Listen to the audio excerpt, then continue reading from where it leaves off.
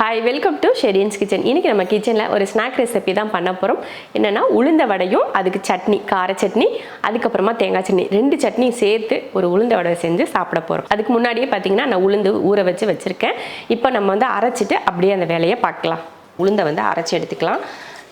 தண்ணி இல்லாமல் நான் 1 மணி நேரத்துக்கிட்ட உளுந்த ஊற வச்சு எடுத்திருக்கேன். தண்ணி இல்லாமல் சேர்த்துக்கலாம். ரொம்ப எல்லாம் தண்ணி ஊற்றி அரைக்கக்கூடாது. நீங்கள் அளவை பொறுத்து கிரைண்டரில் கூட போட்டு அரைக்கிறதுனால அரைச்சிக்கலாம்.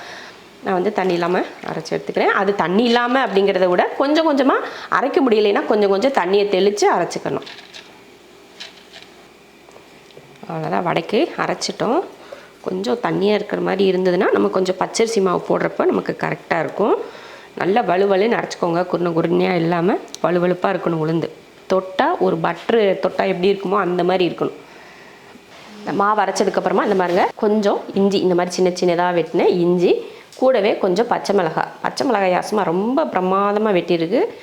அதனால் கூடவே கொஞ்சம் மல்லித்தலையும் கருவேப்பிலையும் அதையும் குட்டி குட்டியாக வெட்டி சேர்த்துக்கோங்க. நிதானமாக குட்டியாக வெட்ட சொல்லுங்கள். அதுக்காக இந்தளவுக்கு குட்டியெல்லாம் வெட்ட சொல்லுங்கள். அப்புறமா மிளகு சேர்த்துக்கலாம். மிளகை உடச்சி கூட சேர்த்துக்கோங்க. அது கூடவே கொஞ்சம் சீரகம், இந்த மாதிரி 1 டேபிள் ஸ்பூன் அளவுக்கு பச்சரிசி மாவு, அடுத்ததாக பெருங்காயத்தூள் சேர்த்துக்கலாம். அடுத்ததாக உப்பு சேர்த்துடலாம்.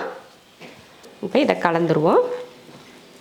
மாவு பிசைகிறப்பையே பார்த்திங்கன்னா ஒரு சைடு எண்ணெயை ஊற்றி வச்சிட்டோம் அப்படின்னா எண்ணெய் ஒரு பக்கம் காஞ்சிரும். நம்மளும் ஒரு பக்கம் மாவை பிசைஞ்சு போட்டுக்கலாம். கொஞ்சோண்டு இந்த மாதிரி சோடா உப்பு சேர்த்துக்கலாம். அவ்வளோதான், மாவு ரெடியாக இருக்குது. நம்ம எண்ணெய் காஞ்சதுமே போட்டு எடுத்துக்கலாம்.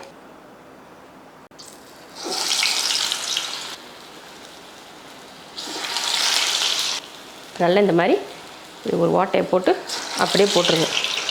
நல்லா அப்படியே பாருங்கள், நல்லா எண்ணெய் நல்லா காஞ்சு இந்த மாதிரி போட்டோன்னா சட்டுன்னு கலர் மாதிரி வந்துடும். போட்டதுக்கப்புறமா நம்ம கொஞ்சம் சிம்மில் கூட வச்சுக்கலாம். அவ்வளோதான், பாருங்கள் நல்லா வடை புசு புசுன்னு வெந்து நல்லா வந்துருச்சு. இப்போ எடுத்துருவோம். அவ்வளோதான், இதே போல் மீதி இருக்கிற வடையும் போட்டு எடுத்துக்கலாம். இதில் ஒரு 1/4 மூடி தேங்காயை இந்த சைஸில், ஒரு தேங்காய் உடச்சால சின்ன சைஸாக வந்துச்சு, அதில் அப்படியே முழுசாக எடுத்து போட்டாச்சு. அது கூட ஒரு சின்ன துண்டு இஞ்சி, இதையும் வெட்டி சேர்த்துக்கலாம். அரைப்படாமல் போயிடுச்சுன்னா அப்புறம் சங்கட்டமாக போயிடும், அதனால் வெட்டிக்கலாம். கூடவே 2 பச்சை மிளகாய், காரத்துக்கு ஏற்ற மாதிரி. தேங்காய் சட்னியில் அதிகமாக காரசாரம் இல்லாமல் இருக்கிறது எல்லாருக்கும் பிடிக்கும் இல்லையா, அதனால் ஒரு 2 பச்சை மிளகாய் காரத்துக்கு ஏற்ற மாதிரி. அடுத்ததாக ஒரு 3 ஸ்பூன் அளவுக்கு பொட்டுக்கடலையும் 1 ஸ்பூன் அளவுக்கு வேர்க்கடலையும் எடுத்துருக்கேன். 2மே சேர்த்துக்கிறேன். தேவையான உப்பு சேர்த்துக்கலாம். இப்போ தண்ணி ஊற்றி அரைச்சி எடுத்துக்கலாம். அவ்வளோதான், சட்னி பாருங்கள் சூப்பராக அரைச்சாச்சு. இதில் தண்ணியெல்லாம் கலக்க வேணாம், இதே கெட்டியாக அப்படியே தான் வச்சுக்கப்புறம் தாளிக்கவும் போகிறதில்ல. அதனால் பச்சை சட்னியாக அப்படியே தாளிக்காமல் செய்யாமல் அப்படியே அரைச்சி அப்படியே ஊற்றி சாப்பிட போகிறோம். ஒரு 2 ஸ்பூன் அளவுக்கு எண்ணெய் ஊற்றிக்கலாம்.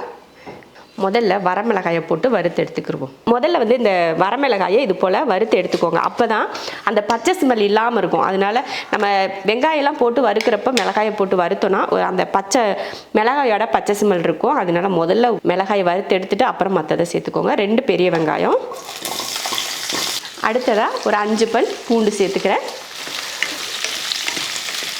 ரொம்ப வதக்கணும்னு இல்லை, சும்மா லைட்டாக ஒரு 1 நிமிஷம் கிட்ட வதக்கிக்கிட்டால் போதும்.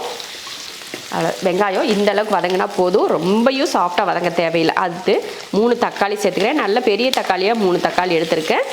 தக்காளி கூட ஒரு சின்ன துண்டு புளி சேர்த்துக்கோங்க. ஏன்னா தக்காளியில் புளிப்பு இல்லைன்னா கொஞ்சம் புளியை பேலன்ஸ் பண்ணுவோம், அதனால் லைட்டாக புளியை சேர்த்து வதக்கிக்கலாம். அவ்வளோதான், பாருங்கள் நல்லா சாஃப்டாக வதங்கிடுச்சு. இப்போ அடுப்பை ஆஃப் பண்ணிடலாம். இதில் கொஞ்சம் கூட கருவேப்பிலையோ மல்லித்தலையோ எதுவும் சேர்க்க வேணாம். வெறும் இந்த தக்காளி வெங்காயம் மிளகாய் மட்டும் போட்டு இந்த டேஸ்ட்டில் அப்படியே சட்னி அரைச்சி சாப்பிட்டா சூப்பராக இருக்கும். இதில் கூட மிளகாயை சேர்த்தாச்சு. அடுத்து உப்பையும் சேர்த்துட்டு ஆற வச்சு அரைச்சிருவோம். இதை இப்படியே பாத்திரத்தில் வைக்க வேணாம், வேறு பாத்திரத்தில் மாற்றிட்டோம்னா ஆறிடும் சீக்கிரம். சட்னி ஆற வச்சு அரைச்சிக்கிறேன். அவ்வளோதான், பாருங்கள் தக்காளி சட்னி, வெங்காயமும் தக்காளியும் போட்டு அருமையாக ஒரு கார சட்னி செஞ்சிட்டோம். வடை சூப்பராக செஞ்சாச்சு. உளுந்த வடை நல்ல குட்டி குட்டி வடையாக போட்டு சாஃப்டாக வடை செஞ்சாச்சு. இதில் நான் கார சட்னியும் கொஞ்சம் தேங்காய் சட்னி கொஞ்சம் செஞ்சுருக்கேன். நம்ம வீட்டில் எப்பயுமே பார்த்திங்கன்னா ஒவ்வொருத்தருக்கும் ஒன்று பிடிக்கும் இல்லையா, அதனால் தேங்காய் சட்னி கொஞ்சம் கார சட்னி கொஞ்சம் பண்ணியிருக்கேன். கார சட்னி வேணும்னா வச்சுக்கோங்க. ஆனால் என்னை பொறுத்த வரைக்கும் தேங்காய் சட்னி தான் எனக்கு பிடிக்கும். நம்ம வீட்டில் நம்ம பிள்ளைங்களுக்கு மாமாவுக்குலாம் பார்த்தீங்கன்னா கார சட்னி இருந்தால் பிடிக்கும் அவங்களுக்கு. அதனால் நான் கார சட்னி கொஞ்சம் வச்சுருக்கேன். தேங்காய் சட்னியுமே பார்த்தீங்கன்னா நல்லா கெட்டியாக இது போல் தான் வச்சுருக்கேன். தண்ணியாக சேர்த்துக்கல. உங்களுக்கு இதில் வீட்டில் சாம்பார் இருந்துச்சு அப்படின்னா கூட ஊற்றி நீங்கள் சாம்பாரில் கூட ஊற வச்சு சாப்பிட்லாம். அவ்வளோதான். வடை வந்து இதுதான் ஃபைனல். போட்டு முடிச்சு இது மட்டும் எடுத்து வச்சிடலாம். ஒரு 5 வடை பாக்கி இருந்துச்சு, அதை எதுக்கு எடுத்து வச்சுக்கிட்டு அப்படின்னு சொல்லிட்டு அதையும் சேர்த்து நான் வந்து பொரிச்சிட்டேன். இதே போல் நீங்களும் நல்லா உளுந்த வடை வந்து நல்லா மொறு மொறுன்னு சாஃப்டாக செஞ்சு நீங்களும் சாப்பிட்டு பார்த்துட்டு எப்படி இருக்குன்னு சொல்லுங்கள். இப்போ நான் செஞ்சேன் அதே மெத்தடில் உளுந்த வடை செஞ்சிங்கன்னா ரொம்ப ஈஸியாக இருக்கும், டேஸ்ட்டும் நல்லாயிருக்கும். அதே போல் உளுந்த வடையும் அப்படியே அதாவது சாஃப்டாக இருக்கும். மேலே பார்த்தீங்கன்னா மொறு மொறுன்னு இருக்கும், உள்ளே வந்து அப்படியே மெது மெதுன்னு இருக்கும். அதனால் இதே மெத்தடில் செய்யுங்க. அவ்வளோதான்.